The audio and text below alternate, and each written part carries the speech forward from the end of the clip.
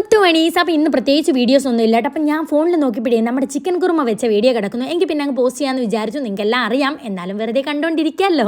അപ്പോൾ ഇത് എണ്ണ ചൂടാക്കിയതിന് ശേഷം പട്ട, ഗ്രാമ്പു, ഏലയ്ക്ക, പിന്നെ ഇഞ്ചിയും വെളുത്തുള്ളിയും ചതച്ചത്, പച്ചമുളക് കുനുകുന അരിഞ്ഞത്, സവാള കുനുകുന അരിഞ്ഞത് ഇട്ട് ഒന്ന് വരട്ടി എടുത്തതിന് ശേഷം ദേ നമ്മുടെ ചിക്കൻ ഇട്ട് കൊടുക്കുക. പിന്നെ ഒരു ചെറുനാരങ്ങ നീര് ഒഴിച്ച് കൊടുക്കും. പിന്നെ കുറച്ച് ഉപ്പ് ഇട്ടിട്ട് നന്നായിട്ടൊന്ന് 5 മിനിറ്റ് നേരത്തേക്ക് ദേ വരട്ടിയെടുത്തു.